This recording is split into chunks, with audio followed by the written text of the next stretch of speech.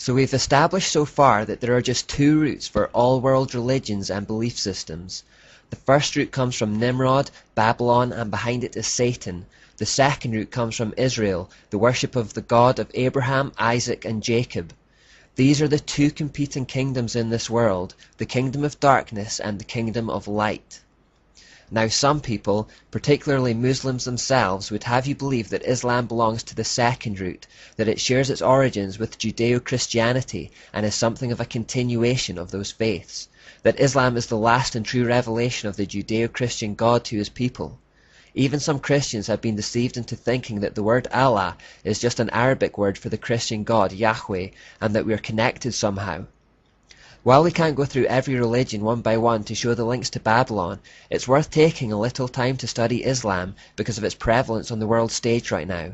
So what I intend to do in this part is briefly show that Islam finds its roots in Babylon.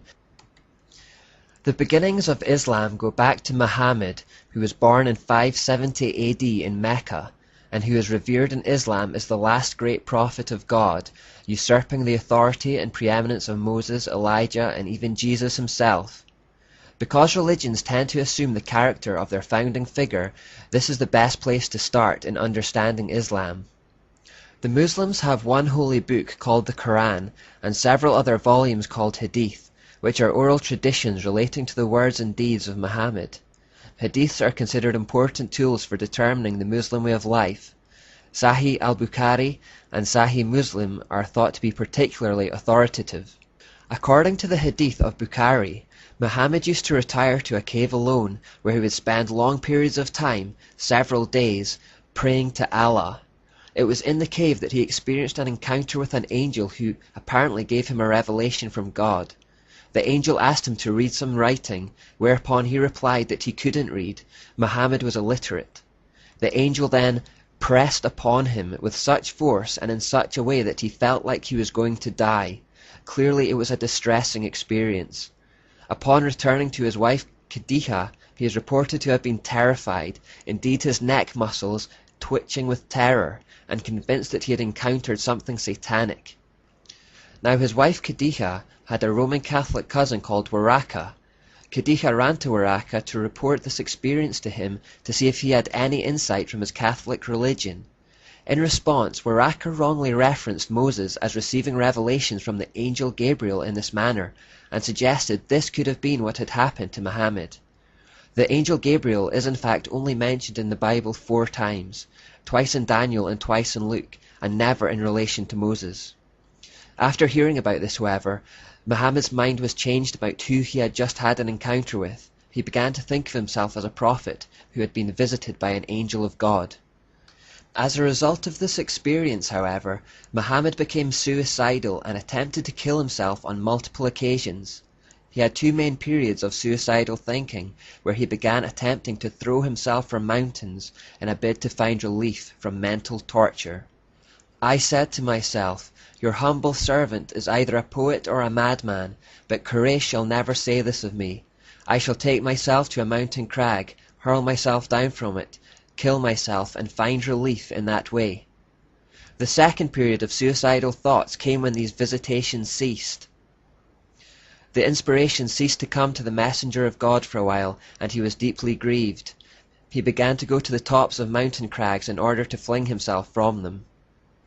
From these passages that show Muhammad's suicidal mental state, it seems clear he was visited not by an angel but by a demon, or possibly Satan himself, as Muhammad himself had first suspected.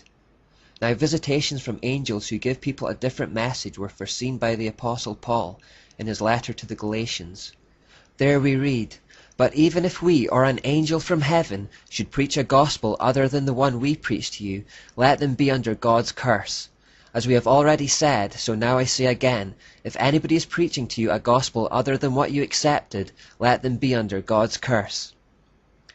The cave experience was not the first time Muhammad had been in contact with something demonic. He apparently had a strange but undefined experience as a child, after which his carer became convinced he had been possessed by a demon.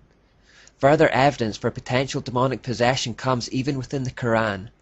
In Surah 81:22-25 and Surah 69:41-42, people claim that Muhammad was inspired by the devil and something of a madman. Further evidence of Muhammad's mental disturbance is to be found in the Hadith of Bukhari, volume 7 and number 660. For a whole year he was so bewitched and befuddled that he thought he was having sexual relations with his wives when he wasn't. This is a strange scenario which can realistically only have two explanations.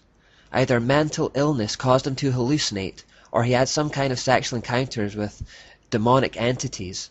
Either way, Muhammad was clearly disturbed. At one point in time, Muhammad admitted that Satan had put words in his mouth to compromise with pagan idol worship. These words have become known as the Satanic Verses. He later changed his mind on the issue, but it shows that he was unable to distinguish the source of his revelation. Another politically incorrect but equally true assertion is that he was a paedophile, marrying his wife Aisha when she was 6 years old and consummating the relationship when she was only 9. Muhammad was over 50 years old at the time. All kinds of arguments have been put forward in an attempt to excuse this behavior. Muhammad in fact had over 20 wives in his lifetime, while hypocritically restricting his own followers to just 4. One of his followers says, "I embraced Islam while I had 8 wives, so I mentioned it to the Prophet. The Prophet said, 'Select 4 of them.'" Muhammad himself was so filled with insatiable lusts and sexual desire that he would have relations with all of his wives in one night. Anas bin Malik said, "The Prophet used to visit all his wives in a round during the day and night, and there were 11 in number. I asked Anas, had the Prophet the strength for it? Anas replied, we used to say that the Prophet was given the strength of 30 men. And now we can understand a little why Muslims are promised constant fornication with virgins in their paradise. It reflects the character of their Prophet. In this we also see similarities with the prominence of sexuality in occultism. Finally, as we look for links to Babylon, it should also be noted that Muhammad's visitations came in caves. As we noted way back at the start of the study, Babylonian worship, particularly relating to Nebo, happened in caves and was common practice in the mysteries.